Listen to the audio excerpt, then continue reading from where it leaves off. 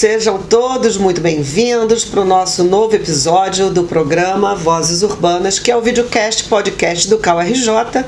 E como vocês já sabem, a gente sempre traz especialistas para conversar sobre assuntos relevantes sobre a cidade, sobre a arquitetura, enfim, todos os que apreciam. Eu sou a Leila Marques, conselheira federal aqui do CAU-RJ, e estou hoje aqui como anfitriã. Vamos falar aqui sobre os nossos convidados de hoje. Nós temos aqui o Marconi Andrade, ele é o CEO, acho que esse é o nome adequado, do Grupo Público SOS Patrimônio no Facebook, com 9.500 debatedores, tá? Ele ainda usa Facebook, ou seja, a sua ação maior não é a internet, a sua ação maior é no poder público, que a gente já vai falar sobre isso, e ele veio aqui justamente falar desse assunto, né, que preocupa não só nós arquitetos e urbanistas, que é a toda a população, que é a conservação todo do nosso patrimônio.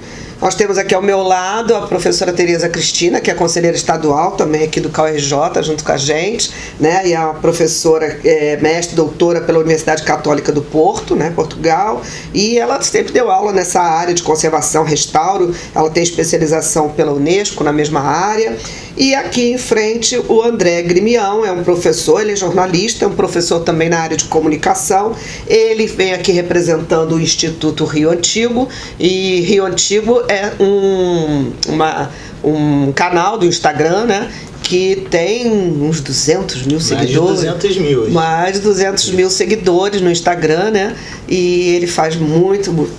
A partir do sucesso do Instagram nasce o Instituto Rio Antigo, que a gente já vai ter oportunidade de falar. Então, já explicamos mais ou menos, né, que cada um de vocês depois pode complementar o que eu não tiver dito, né, da apresentação de vocês. Enfim, então vamos lá. Eu queria começar com aquele início bem ameno, bem tranquilo. Vou perguntar para você como é que você seguiu essa trajetória de repente começar a fazer um Facebook com SOS Patrimônio, pedindo SOS pelo patrimônio, como é que nasce essa ideia. Depois eu vou perguntar ao Instituto como é que nasce esse Instituto Rio Antigo. E para você, Tereza, eu vou perguntar por que você é professora de restauro, por que você escolheu essa área para atuar na arquitetura e urbanismo. Pode começar? Na realidade, o SOS Patrimônio ele surgiu após um monumento na Praça 15, que é o monumento ao General Osório, ele ser vandalizado durante 1 mês e 15 dias.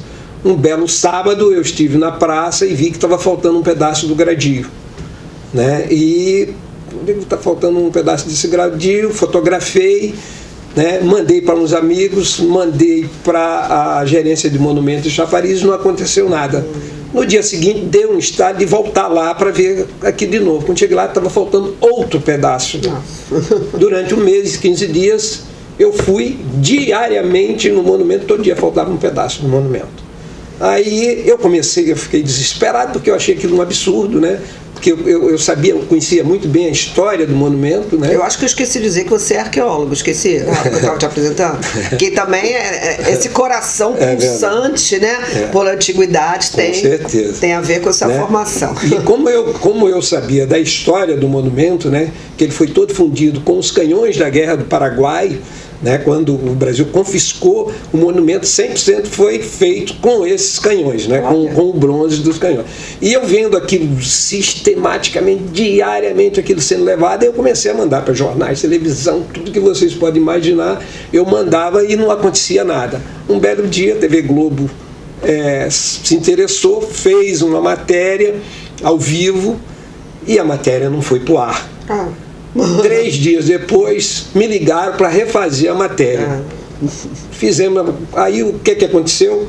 O monumento, tudo que eles tinham filmado, 3 dias já não existia mais. Aí deu uma repercussão. Aí eu tenho uma amiga, eu digo, a Sheila Castelli, que é uma historiadora, a gente precisa fazer um grupo para fazer um movimento para a gente fazer essas denúncias. E foi assim que surgiu o SOS Patrimônio. Mas eu já tinha uma coisa minha mesmo pela essa luta, né? Eu acho que foi quando eu cheguei no Rio, não sou carioca, quando eu cheguei no Rio, em 1974, e eu nunca esqueci disso, sou nordestino, sou paraibano. No dia que eu cheguei, eu vinha passando pela Rio Branco e eles estavam demolindo o prédio do automóvel, Jockey Club. E tinha uns cavalos, foi na hora que eu vinha passando, aqueles cavalos estavam caindo, e aquilo ficou na minha cabeça. Eu, com 13 anos de idade, nunca esqueci daquelas imagens, até hoje passa esse filme daqueles cavalos sendo derrubados de cima do... Uma paixão mesmo, é uma coisa que está no sangue. Eu acho que foi a partir dali que eu digo, eu tenho que lutar pelo patrimônio do Rio. Que bacana, que história bacana. E aí, André, o que é que você me conta sobre este Rio Antigo, esses influenciadores, esses produtores de conteúdo, que acho que influenciadores é uma palavra que já não está mais sendo usada muito, né? Porque fica parecendo coisa do TikTok, não é isso? Eu prefiro dizer, Leila, que nós somos cariocas, apaixonados e indignados e politizados sobre a cidade, sobre a polis. Então, o trabalho do Marconi parece muito o nosso, né, do início ali, que foi algo completamente orgânico. O Daniel Sampaio é o fundador e criador do Rio Antigo, ainda enquanto perfil no Instagram. O Instagram estava começando em 2014. Vocês se encontraram a partir do Instagram? Depois, eu entrei no time posteriormente, né? Já tinha o Instagram. Mas ele foi um dos pioneiros assim, no Instagram e começou a trazer fotos do Rio, de forma totalmente embrionária, orgânica. E aí as pessoas foram se interessando, pegando patrimônios, tirando foto, até fotos de arquivo. E o Instagram foi crescendo, as pessoas foram chegando, e na pandemia houve um grande boom, assim. Ele conseguiu cooptar fotos de institutos públicos, privados, e as pessoas começaram a participar, mandar mensagem, querendo saber mais. Então, toda vez que havia algum problema em relação a patrimônio, preservação, o Rio Antigo era acionado o perfil. E aí, obviamente, a gente começou a se posicionar também politicamente. E aí, assim, as proporções foram assim, fora do controle. Eu quero saber essas fotos são caras, né? Para você usar o direito dessa foto, ou vocês só procuram fotos que não estejam carimbadas? Hoje a gente tem um pouquinho mais de facilidade em ter acesso ao acervo, né? Pelas relações que a gente foi construindo. Mas originalmente a gente fotos que estavam no acervo público. E que obviamente não nos colocaria em situação complicada, né? Tem fotos, né, que são de institutos que eles cobram caro para você publicar, né? Até tem um livro do pai do presidente Sidney aqui do CAU-RJ, que tem fotos, ele estava falando quanto ele pagou assim, pelas fotos, elas são realmente caras. E você, Tereza, por que o restaurante, onde surgiu? Bem, aí a minha trajetória aí começou, né, como estudante ainda, de graduação, através da Associação de Laranjeiras, dos moradores de Laranjeiras, com o arquiteto Nereu Cavalcante. Sim, e aí eu fui começar a trabalhar com a restauração de um casario antigo ali em Laranjeiras, que pertencia à neta do Bezzi. Quem era o Bezzi? Era um arquiteto que fez o Museu do Ipiranga e o atual hoje aqui no Rio, o Clube Naval. Aí a trajetória começa, né?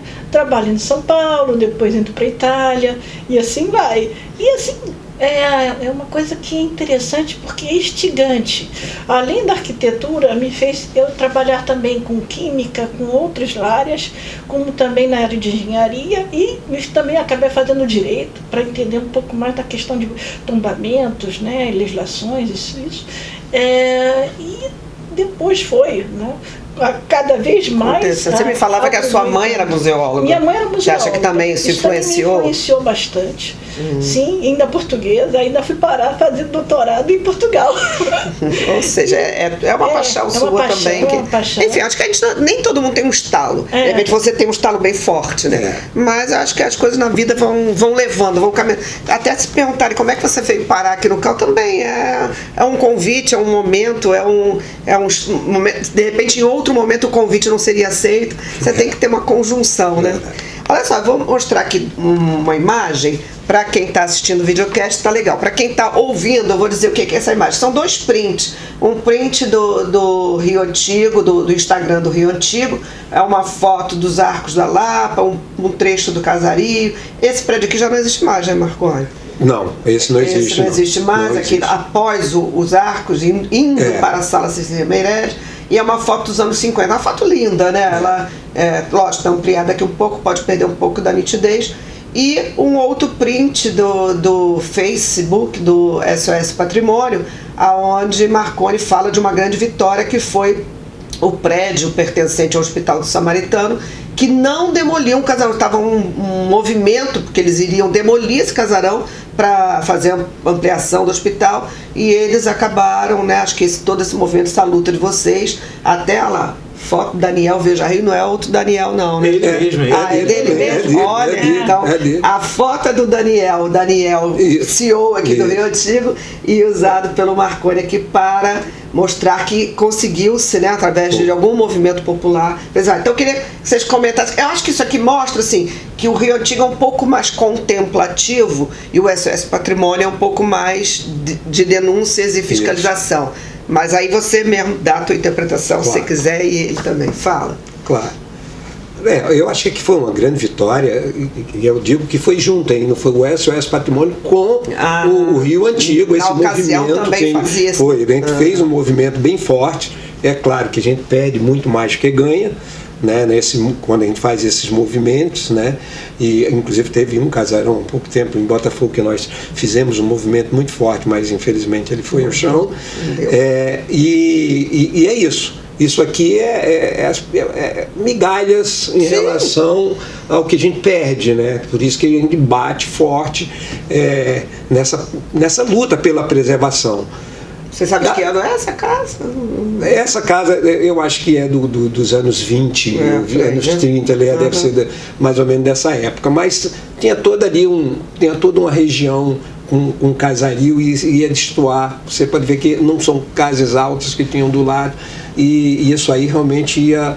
Ficou essa pérolazinha aí dentro, no meio dessas ostras como lembrança. Já essa outra foto eu conheço bem, porque, por incrível que pareça, eu tive uma marcenaria numa dessas casas aqui, onde eu comecei, numa dessas casas, que ainda existe. Tá, mas não nos anos 50, que você era bebê. Não, isso não foi nos anos 50. Ou seja, eu tive nos anos 80, para lá isso tudo não existe mais, né? Isso já foi tudo demolido. O Rio Antigo tem muita coisa bonita, né? Ainda pode estar em péssimo estado, mas ele é realmente muito grande, né? Muito vasto, né? Você quer comentar? Eu vejo o bondinho, dá uma saudade, né? De pegar o bondinho para Santa Teresa. Ele ainda até está funcionando. Ele está funcionando com alguma restrição ainda, né?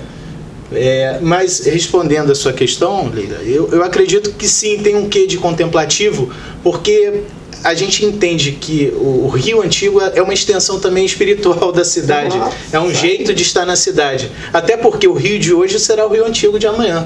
Então a preservação dessa atmosfera faz com que a gente também publique coisas contemplativas. Mas sim, porque no fundo a gente quer preservar também essa beleza toda, né? Essa história que poderia estar, né, presente até os dias de hoje. Por que não? A gente vai para a Europa, você vai lá a Paris 500 vezes e não tem, né, um prédio de repente no meio daquelas casas todas. É importante salvaguardar o nosso patrimônio, mas também ao mesmo tempo dar a ele a chance dele se manter vivo, né?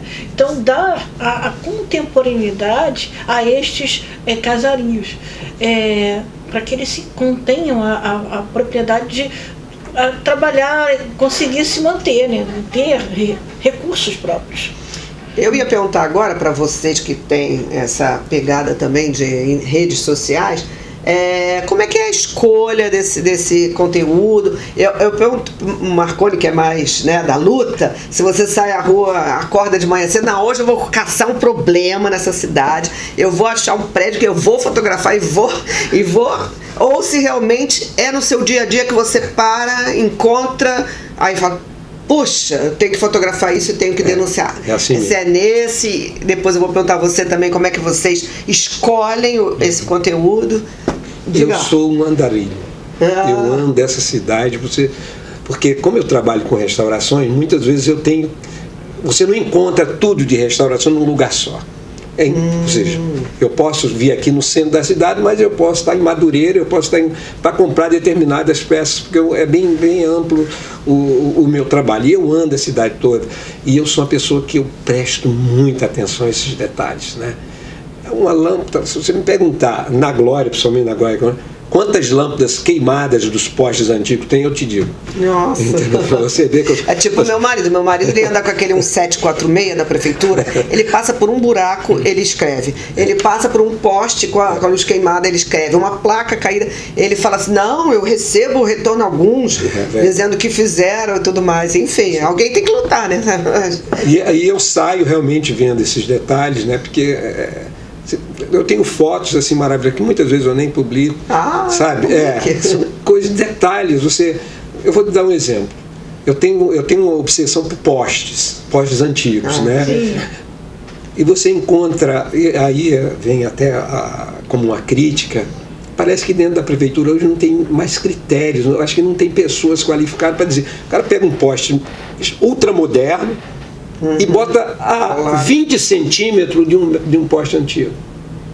É uma coisa totalmente sem sentido. E esses detalhes eu fotografo assim, tenho inúmeras fotos e mando para os órgãos da prefeitura e digo, gente, afaste esse poste. Você pegar em frente ao monumento, botar um poste com várias placas em frente ao monumento, na frente. Nenhuma assim, noção de paisagem, né? Nada, uma coisa, ou seja, isso é um tipo de coisa que eu faço, né? Os monumentos, que também é outra paixão minha, olha, eu estou olhando ali, está faltando ali um pedacinho, assim, parece que eu tenho toque, eu não tenho toque. Não, mas é o teu olhar detalhe. crítico. E, inclusive, quando a prefeitura, que é uma das coisas que eu critico muito, são as restaurações feitas pela prefeitura. Porque geralmente eles suprimem alguma coisa do monumento. Nunca fica. Dá aquela tapeada, aquela restaurada. Eu vou dar um exemplo. Tem um monumento em frente à Câmara Municipal, que num carnaval alguém derrubou parte do monumento e tem dois negros, aliás, um negro e uma negra, e ele tinha um remo. Sim. Isso já foi há quase 15 anos atrás. Eles refizeram, botaram de volta e não botaram o remo. Né? E é uma coisa grande, né? Uma peça ficou enorme. Ridículo, a pessoa ficou lá, como tivesse com remo e não se botou o remo. Aí eu procuro a prefeitura, vem cá, mas por que não? É porque eu digo, tem sim. Nós temos uma réplica desse monumento em miniatura no Museu de Belas Artes.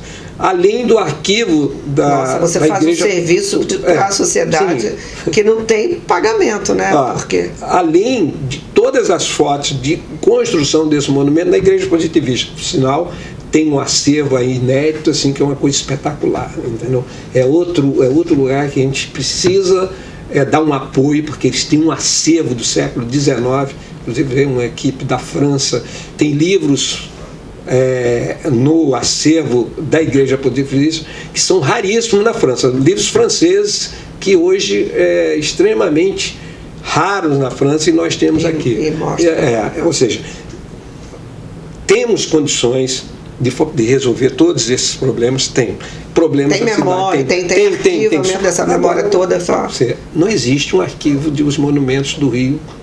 Um catálogo bonitinho, né? Não existe. Uma funcionária da prefeitura fez uma coisa que é dela, mas se você for procurar digitalmente qualquer coisa em relação aos monumentos do Rio, não existe. Monumentos, chafarizes, equipamentos urbanos que são importantíssimos. Conta a história de uma civilização, né? Então, o que você quer comentar sobre as fotos? Aqui você trabalha de ir para a rua. Sim, a gente é muito pautado pelas efemérides, pelas datas históricas. Então a gente já consegue prever um pouco da discussão que vai acontecer naquele feriado, ou naquela data muito importante. Assim como nós somos pautados pelas pessoas que nos mandam, às vezes, uma imagem do próprio bairro, e a gente entende que essa relação com a cidade se dá a priori pelo bairro, que é o lugar em que você mais circula. E aí você tem um olhar um pouco mais atento, porque você passa todo dia naquela rua, aí você começa a reparar. Porque tem uma questão mesmo de observação. Então as pessoas nos procuram, olha, aquela casa tal, aquela rua tal. Tem muita foto autoral, né? Sim, foto autoral e fotos que trazem uma relação de afeto com aquele lugar. Às vezes a família, o pai, o avô, o bisavô. Memória, né? Exatamente, uma relação de memória. Memória. E aí isso vai criando a conexão. Porque assim, a gente parte do princípio que sem haver essa conexão não existe preservação. Não pode ser numa esfera apenas estética. ou etérea, preservação pela preservação. Isso começa com a conexão. Você é morador da cidade. Você passou a sua vida ali. Você precisa achar que aquilo é importante o suficiente para ser preservado, e até assim que inicia o processo de tombamento, né? A gente chama de memória afetiva. Tá. E aí me fala um pouco, já voltando para o seu trabalho, que é, acho que majoritariamente de ensino. O que você me diz do ensino sobre essa questão do patrimônio, do tombamento, da preservação, do restauro nas universidades? Como é que você está vendo? Tem sido bastante intenso agora com a relação, acho que a gente tem umas disciplinas na área de técnicas retrospectivas, também na parte de teoria do restauro, e tem implementado ações de levantamento, até mesmo... Os alunos se empolgam? Assim, eu já levei uma vez uma turma lá em Marconi, né, no Palacete São Cornélio, e ali também próximo, aí na Glória também, para ver aqueles onde está a universidade hoje, que é a Vila Aimoré. É a Vila Aimoré também. Enfim, nós temos um rico patrimônio, e a ajuda das universidades, elas têm implemento da gente conseguir fazer os levantamentos, levantamento cadastral, mesmo agora em Nova Iguaçu, nós estamos também fazendo levantamento da Fazenda São Bernardino. Sim, e também além da parte da ferrovia também. Eu acho que é importante nós temos essa conexão. Vamos falar do nosso trabalho também no CAL, que agora nós estamos também inaugurando a Câmara Temática, é no CAL-BR, onde eu atuo, mas aqui no Rio também estamos começando a comissão temporária de patrimônio cultural, né? Do qual a Tereza faz parte também. E vamos começar mais intensamente, né? Porque a gente nunca deixou de lado o nosso trabalho de debate sobre essas questões dentro do Conselho, né? Porque a gente precisa também atuar junto aos órgãos governamentais, enfim, também estar atento a todas essas questões que estão falando, tanto da importância do ensino, tanto da importância da preservação, a presença da cultura, enfim, da comunicação nesse aspecto. Eu vou passar agora para uma outra foto que quem está no vídeo está vendo, mas quem está ouvindo eu vou descrever. Um é um print do Rio Antigo, do Instagram do Rio Antigo, onde mostra em 76 o Palácio Monroe, né? E em 2021 uma foto aérea também mostrando a Praça Mahatma Gandhi, já com aquele chafariz que tem uma história que veio da Praça Mauá para a Praça da Bandeira. A Praça da Bandeira acaba, parece que ninguém queria o chafariz lindo, né? Depois você vai falar sobre o estado dele. E aqui um print ao lado, um print do SOS Patrimônio. E aí eu vou pedir para você explicar o que eu estou vendo aqui na foto, que eu não sei nem descrever. Ele diz aqui no post dele: eu hoje quase tive um infarto quando vi esse busto há pouco inaugurado. Ele retrata, entre aspas, a Imperatriz Teresa Cristina. Queria muito contar a história que está por trás dessa aberração, não o farei porque é polêmica. Então não vamos falar da polêmica, mas o que é que você anotou aqui? É o seguinte... Eu sou muito purista em termos de restauração. E quando eu fui o primeiro a denunciar o roubo do busto original que existia nesse lugar, era um busto comum, mas muito bonito, muito bem feito. Clássico, né? Clássico, totalmente clássico. Cultura clássica. Isso, né? Fui, a embaixada, o consulado da Itália me convidou para eu ir lá para ver se eu indicaria ou sabia quem poderia ter os moldes desse busto. Não sei porque me chamaram. Eu estive lá. Não sei porque eu sei. Eu falei, olha, se a prefeitura não tem, só pode ser a prefeitura. Aí fiz a ponte entre eles e a prefeitura e saí de campo, e um belo dia eu passo lá. E se defronta. No lugar onde tinha o busto clássico, tinha isso, uma coisa assim que... pode ser qualquer pessoa, né? Essa estátua, esse busto que eu estou vendo. Se você disser que sou eu aqui, sim, pode vocês vão acreditar, porque ela não tem, né? Não tem nada, porque na realidade os olhos tem 2 furos, é furado, não tem os olhos. E o pedestal não conversa com o busto. Não tem, ou seja, eu odiei tanto que deve fazer... Eu não sei nem de quando é essa postagem, que eu nunca mais passei lá, em 2022. Eu não passei mais lá só para não ver isso, uma verdadeira aberração. Eu confesso que também não conhecia. Mas tem gente que gosta, é o seguinte, a arte moderna tem o seu lugar, tem o seu espaço, e a gente tem que respeitar, e cada um... Claro. Só que, de repente, quando você quer retratar um personagem histórico, aí você retrata de uma forma meio cubista, meio picassiana, sei lá como é que eu não sei descrever, tá? Não sei se o nosso querido jornalista estuda mais arte do que eu.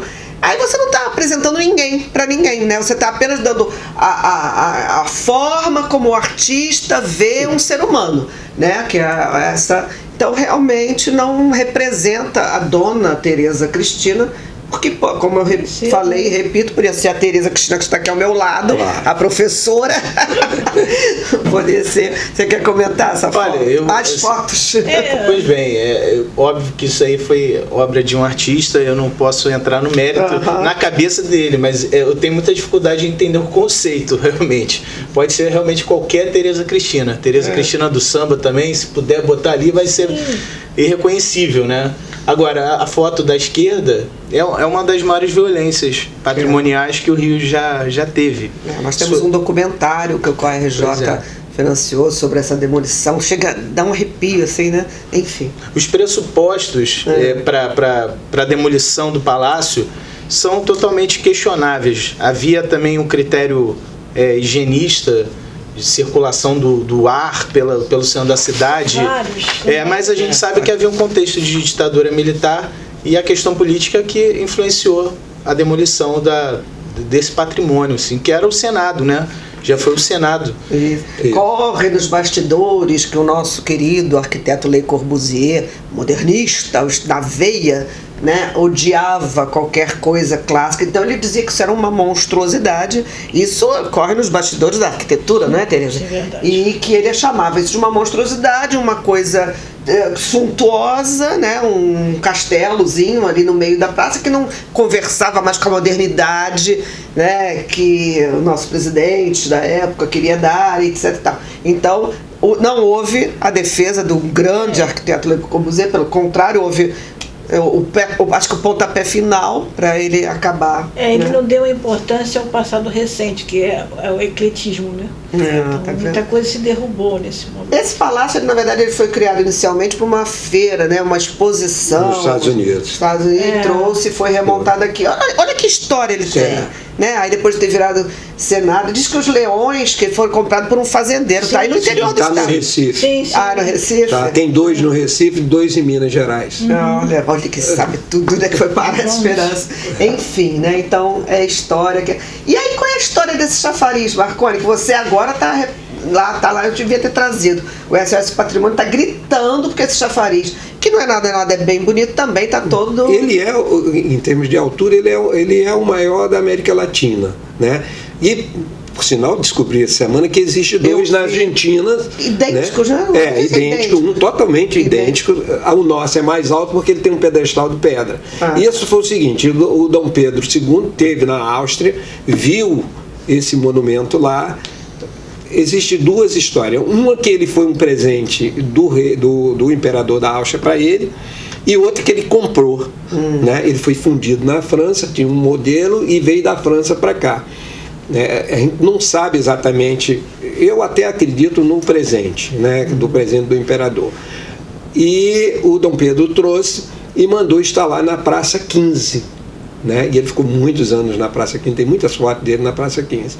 Um belo dia, para passar a perimetral, eles tiraram, como tiraram também o mercado, né? E levaram para a Praça da Bandeira. Ficou na Praça da Bandeira, todos os anos, eu me lembro disso, lá nos anos 70, lá, também muito depredado, ele sempre sofreu esse monumento. E veio para... Fizeram aquela atrocidade ali em cima, botaram ali embaixo.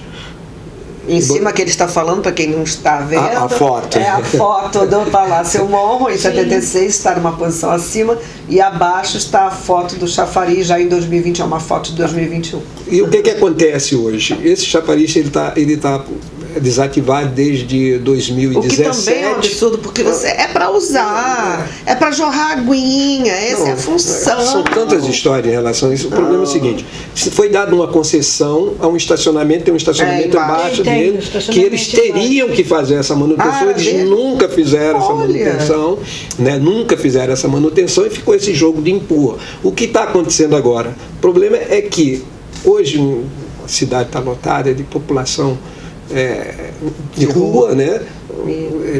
Viciados. Para eles não tomarem banho, aí secaram, né?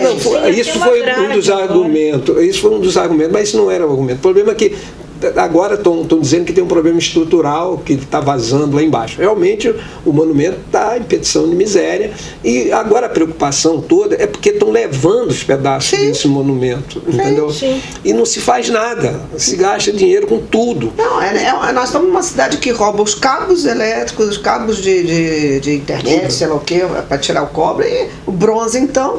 Aí você vê, e tem um problema mais sério ainda, é o lado desse monumento, que é o passeio público. Virou uma cracolândia. Eu passei ontem, não tive coragem de entrar para filmar, mas eu vou fazer isso. As luminárias, não existe nenhuma luminária. Inúmeros bustos foram roubados. E deve ter, assim, por dia, umas 150 pessoas consumindo drogas tranquilamente no passeio público. O passeio público está abandonado, o gradil está caindo, ou seja, aquele chafariz maravilhoso do mestre Valentim está sendo totalmente vandalizado, que a gente vai perder aquele monumento, porque inclusive tem um guarda municipal na entrada dizendo para você não entrar na praça, porque é muito perigoso. Nossa. Entendeu? Então, uma coisa, e tem um detalhe. O passeio público, ele foi o primeiro parque ajardinado das Américas. Ou seja, ele tem uma importância histórica e arquitetônica gigantesca. E como é que a cidade simplesmente eu não consigo. Está sendo derretida, né? Estão botando derreter. A palavra é essa, derretendo. Porque bronzes e alumínios e tudo que se encontra de metal. Só roubam ferro fundido, que é o ferro mais barato, né? Isso aconteceu no São Cornélio. É lógico, esse é todo um histórico de uma cidade que está empobrecendo, de um Rio de Janeiro que está em decadência a cada momento, e às vezes, né, a gente só fala das belezas, que graças a Deus são muitas, a natureza é privilegiada, nós temos vários pontos turísticos que ainda, né, estão muito bem preservados, sim senhor, e somos uma cidade abençoada por Deus, porque ela é bonita por natureza, como diz a música, mas em termos de, se a gente for começar a considerar a questão de monumentos, chafariz, realmente a gente está se perdendo, se destruindo.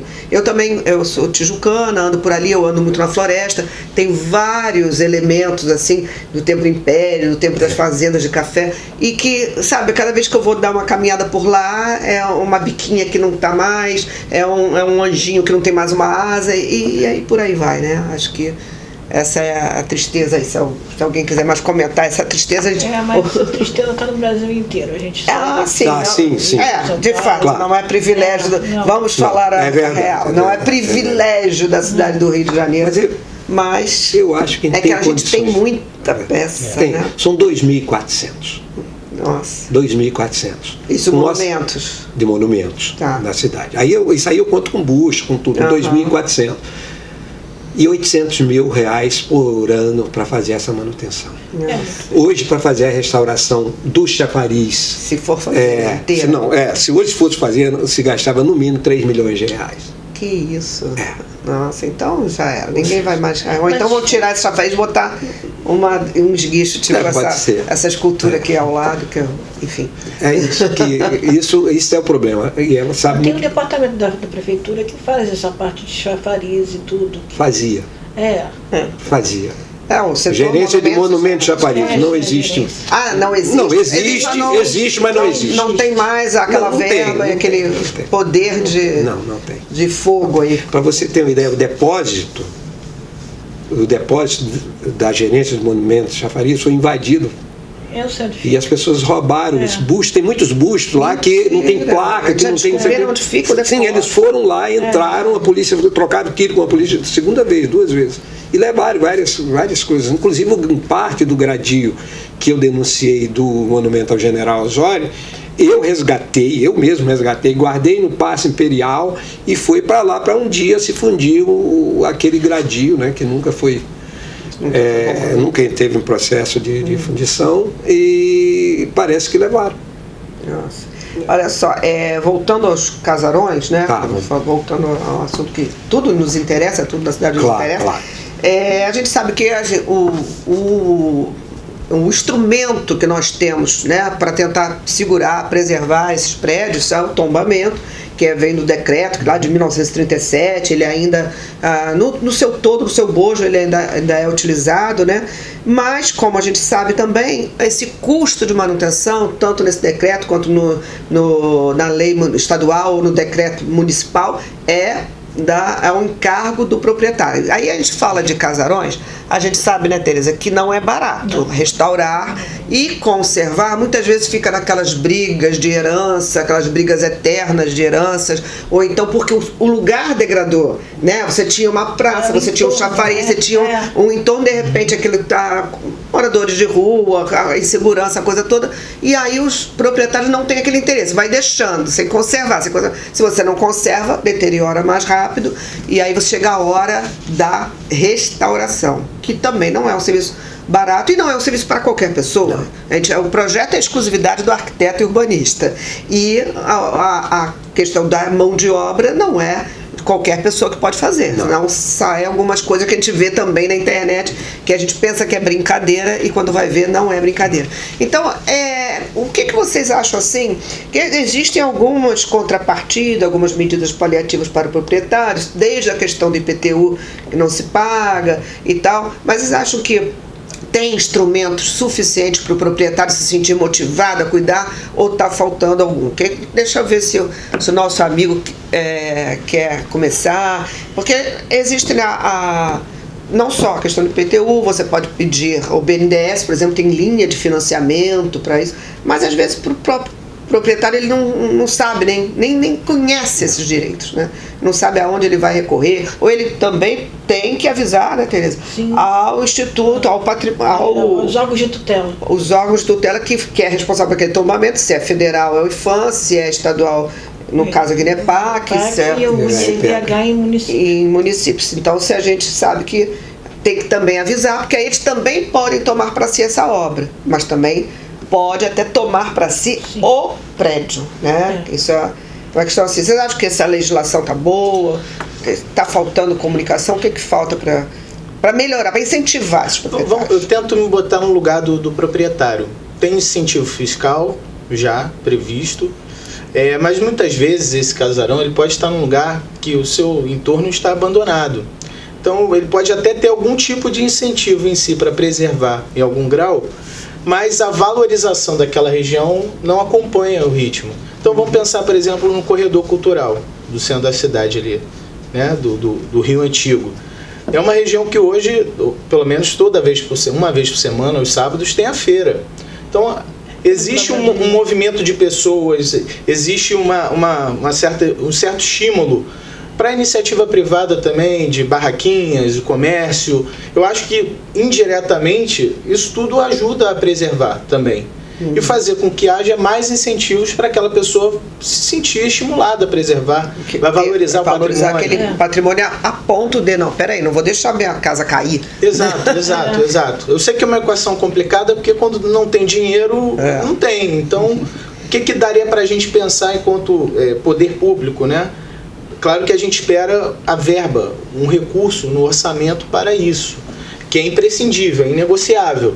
Mas eu acho que há outras soluções alternativas também para você colocar no mesmo pacote. Falta mais incentivos para esse proprietário se mobilizar, a correr atrás, até de se informar, porque muitas vezes alegam a falta de informação, mas a falta de informação não vai trazer a vida de volta do rapaz que morreu há pouco aí com a... Completando a lei, né? Tem esse incentivo aqui na Rua da Carioca, né, que estavam agora entrando com a parte de cervejarias artesanais.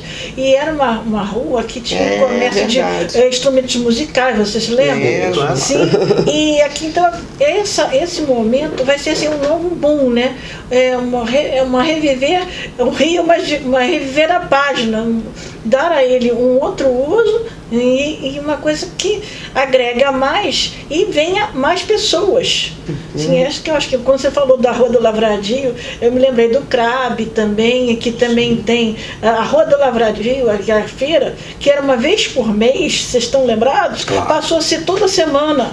Então isso incentivou muito aquele comércio local de antiguidades também que tem por ali, restaurantes abriram mais, e assim vai. Eu acho que o ponto que vocês estão tocando, na verdade, conversa com o projeto, vamos falar do urbanista Washington Fajardo, que é o Reviver Centro.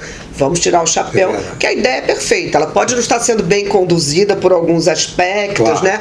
Mas a ideia de você fazer um centro urbano ter moradia, você vai incentivar a padaria, o mercadinho e coisa e tal. E aí, quando você tem vida, você tem comércio, você tem segurança, você começa a ter valorização, né? E é isso. E fazer o centro do Rio, que hoje está um abandono, eu também fui andar de bicicleta outro dia ali pela Glória e tal, e cheguei pelo centro da cidade, né, num fim de semana. É assustador, né? É macabro, né? Parece aqueles filmes de faroeste com uma bola de feno voando assim. É cidade fantasma, assim. Vocês acham que essa foto, mais uma vez estou mostrando uma imagem aqui para quem está só ouvindo o programa, a imagem é de um prédio histórico com mais de 40 anos de abandono, que ele é no centro do Rio, todo mundo vai se localizar quando eu falar. Ele está sendo ocupado por pessoas em situação de rua, não só esse, como vários outros, usuários de droga, enfim, e a denúncia de moradores e comerciantes da região sobre o estado de abandono, mais de 40 anos, enfim. O palacete é conhecido, muito conhecido do nosso visual, até aqui o Marconi falava que essa foto é antiga, ele já está em pior estado do que está nesta foto, e ele fica na Praça da República, número 22. É um prédio que pertencia ao FRJ, acho que falando agora os ouvintes vão saber, mas a universidade afirma que ele está cedido para o IPHAN há anos. E o IPHAN disse que ia fazer um centro cultural, isso e aquilo, e nunca fez. E até a universidade andou informando nessa matéria, onde eu tirei, mas essa matéria de internet. Não tinha um autor, por isso eu não estou botando aqui. Mas acho que esse assunto é mais que conhecido, né? Aí fala que vão fazer o distrato, e também não fazem o distrato, não usam. E então eu acho que a hora é essa de começar o quê? A pegar esses prédios e aí tentar transformar até em situação de moradias, para baixar renda, né? E não fazer aquilo que estão fazendo também, destruir a praça Mahatma Gandhi, que tem o buraco do lume, e construir uma torre. Para quê? Com tanto prédio no Rio, né? O que essa foto aí remete a você, Marconi? Isso é uma tristeza, porque a gente vem há anos denunciando isso, e é um prédio federal. Isso aqui incomoda, isso é um prédio federal, não tem recurso. Como não tem recurso? É um prédio da UFRJ. Não interessa ao Brasil, ao Rio de Janeiro? É isso. Entendeu? Ter esse prédio. E tem um detalhe, esse prédio... Interesse nobre. Ele está prestes a ruir. Está na mesma situação. Ele tá a menos de 20 metros do Museu da Casa da Moeda. E eu não consigo entender como é. E o engraçado é que eu fiz matérias agora, justamente pela queda da casa, onde matou uma pessoa lá perto da Central.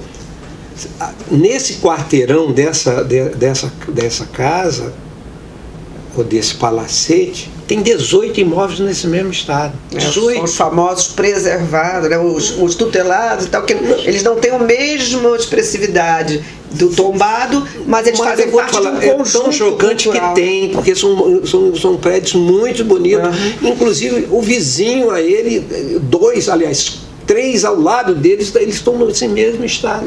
Entendeu? Uhum. É uma coisa muito triste você ver essa situação. E quando ele é federal, né, que foi uma surpresa para a gente também, que a gente descobriu que o Itamaraty tinha 36 casas ali naquela região da Central do Brasil, também todas em estado precário, né, pertencia ao Itamaraty. E, ou seja, isso é que eu não consigo entender, porque quando é uma pessoa... Né, o dono não tem condições financeiras, mas como o Itamaraty não tem condições financeiras de tratar os seus imóveis? Como a UFRJ pode deixar um imóvel como esse, com um valor histórico. As APACs do Rio estão sendo mais áreas de preservação cultural e de áreas deterioradas. Sim, tá ficando isso. Ali, assim, completando aí, ali próximo do Arco do Teles também vários casarões caíram e tudo. E muitos deles pertencem a irmandades. Outro proprietário também sinistra, né? A Mitra, às vezes, também. As pessoas não têm dinheiro. Eu acho que é a política. Aliás, na realidade não existe nenhuma política de preservação e valorização do patrimônio histórico, nem federal, nem estadual, nem municipal. Nunca existiu. Não existe uma política. Você pode... Existe lei, mas não existe uma política não existe uma política de aplicar. Você restaura, tem um desconto no ICMS, não sei o quê, tem várias coisas. Agora, extremamente burocrático. Eu estou falando porque várias pessoas... A prefeitura tinha lançado um projeto chamado Monumenta, né, que ia restaurar várias casas, não sei o quê. Parece que foram 8 casas. Durante 6 anos. O CRAB está dentro desse projeto Monumenta. Entendeu como é que é? Não saiu do país. É extremamente burocrático, justamente para uma pessoa que era um comerciante, que faliu, que tem uma lojinha ali embaixo, que não tem dinheiro e não vai saber fazer. Não, e cada vez vai piorar mais o problema, tanto do morador de rua, porque às vezes, eventualmente, ali do lado tem alguém morando. Com certeza. E quando cai esse, eu tenho que fechar o que está do lado também. Isso. E é mais um morador de rua. Nessa rua aconteceu isso. Um prédio totalmente restaurado, lindo, e o outro com um problema seríssimo. Caiu, o outro levou o que estava restaurado junto. Tomba, entendeu? Literalmente. Levou. Isso acontece. O prédio tombado que tombou, né? Tombou, é isso. Eu queria então começar a finalizar aqui o nosso papo, mas com a seguinte pergunta para você. Das duas, uma. Ou você me fala assim, uma grande aberração, assim, que você viu no Rio, no Rio histórico, na história do Rio que você conhece, qual é assim pra você o que te choca, que te dói mais? Eu vi isso acontecer, ou eu li a história, porque a gente não viu tudo acontecer, que te choca, que te dói mais, o que pra você e o que pra você? Vamos lá. Eu posso dizer mais de um. Vamos lá, 2 pra você. Não, eu queria até mais. Olha, se nós não tivéssemos removido o Morro do Castelo, nós teríamos um Ouro Preto no centro do Rio. Não, que ali com entendeu? Ele a gente teria, né? A única vontade foi o aterro do Flamengo, ficou bonito, é uma praça. Eu preferia dar uma volta, fazer mais túneis. Ou fazer esse aterro do Flamengo em outro Flamengo. Não sei, sabe? Eu acho que aquilo ali foi uma coisa assim terrível. Eu também diria que todo mundo fala do morro. Eu adoro. Mas o prédio mais bonito já feito no Brasil, ele foi de 1922, que foi Palácio das Festas. Ele ficava perto da Santa Casa, ninguém fala. Você acha? Eu ficava ali bem perto da Santa Casa. Ele foi visualizar. Olha, foi o prédio mais bonito já feito no Brasil. Ele foi derrubado, destruíram ele, né, no final dos anos 50, mas era um espetáculo. Era lindo. Olha, quero ver, hein? Olha, procura ver, porque foi o prédio mais bonito. Tem fotos? Tem muitas fotos. E outra coisa, o prédio do Elixir do Nogueira na Glória, que aquilo ali foi um crime, porque ele foi demolido no final de semana, porque o dono descobriu que o prédio ia ser tombado pelo professor Línio, né? E o governador era o Negrão de Lima, e ele ficou sabendo que o prédio ia ser tombado, e eles no final de semana derrubaram aquele prédio. Era um espetáculo. E para fechar... Olha, ele vai falar de todos os prédios. Eu tô guardando um aqui. Vai que ele pega. Para fechar, eu acho que a abertura da Presidente Vargas. Então, a das igrejas, né? Também que foram derrubadas. Eu sempre imaginava que... É claro que aí você vê a Rio Branco, depois de Pereira Passos, muito bonito, mas poderia ter sido feito como se foi feito em Portugal, a cidade velha, a cidade nova, sabe? Eu sempre imaginei a gente fazer assim, as duas cidades. E a gente teria uma cidade colonial, porque ia ser a cidade colonial, a maior cidade colonial do mundo era o Rio de Janeiro. Ou seja, Pereira Passos ele destruiu mesmo a cidade colonial. Né? E a gente teria uma cidade francesa e a gente teria uma cidade moderna, ou seja, a gente, no lugar de 2 a gente teria 3 cidades né? Mas infelizmente a gente não tem assim. Eu vou deixar o André falar, porque ele tá nervoso. Tô nervoso sobre assim. O Marconi foi muito feliz. Eu ia trazer o Morro do Castelo, a Praça 11 já nesse embalo da abertura da Presidente Vargas, mas particularmente porque eu vivi na pele é o Maracanã. Não tenho sombra de dúvida que é uma coisa que me dói todo dia.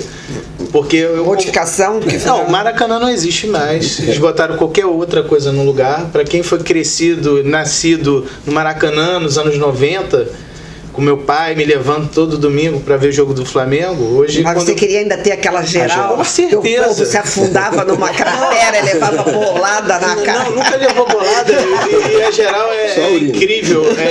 Bom, a nossa... Eu nunca fui, assim, até porque eu não frequento, não ligo a futebol, mas aquelas imagens eram muito bonitas. Era de 100 e tantos mil pessoas. Sim, eu ainda consegui pegar 100 mil pessoas.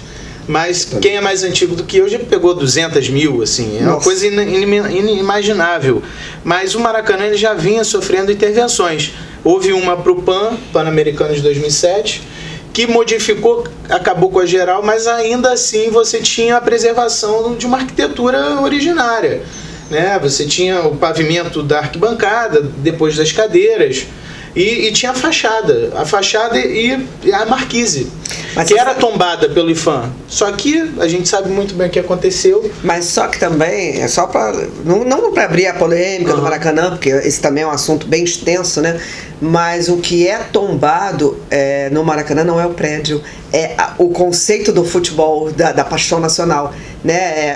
É um tombamento etimológico e não um tombamento. Isso eu fiquei sabendo a partir disso. Então, quer dizer, por essa e por outras, que o prédio, a edificação em si, ela acabou acompanhando o que manda a FIFA, o que manda não sei o que, o que, enfim, né? Não tô querendo assim, tirar a sua dor, nem dor, tentar amenizar a sua dor. De todo carioca que gosta de futebol, né? Quando eu for pro Maracanã hoje, eu não me reconheço ali, eu fico perdido. O que nunca poderá sair dali, daquela região, é o futebol. Entendeu? E aliás, aí esse papo não acabaria, né, Tereza? A gente começar a falar do estádio do Flamengo que querem fazer na Leopoldina. Socorro, eu sou favorável. Mas aí não, dá para outro episódio. Dá outro episódio. Com a estação Leopoldina de... Sou contra. Nem vamos. Flamenguista, hein? Um dos marcos que mais me incomodou foi o incêndio do Museu Nacional. Esqueci disso, hein? Nossa. Esqueci disso. Fala não, que a gente tinha acabado de fazer uma entrevista com o diretor lá na um dia antes. Unirio. E eu sabia do risco. Então, foi muito triste. E hoje também, como será essa restauração? Pois você já foi ver como é que tá? Então, a restauração da casca... A casca tá razoável. Ela está lá. Mas internamente, como é que é? Ela está... Esse projeto que foi colocado dialoga bem com os anseios que nós cariocas temos, como vocês falaram, da memória afetiva. É um questionamento. Nossa, agora você encerrou com um gol de placa aí e a gente deixa, né, a mensagem, né, da preocupação. Quero agradecer muito esses ativistas aqui. Eu sei que a Tereza ela é voluntária, né, um trabalho com as igrejas em fazer fiscalização, de restauro. Então agradecer a presença de vocês. Eu acho que essa entrevista hoje, esse bate-papo hoje foi muito elucidativo sobre o assunto. Muito obrigado. Até a próxima.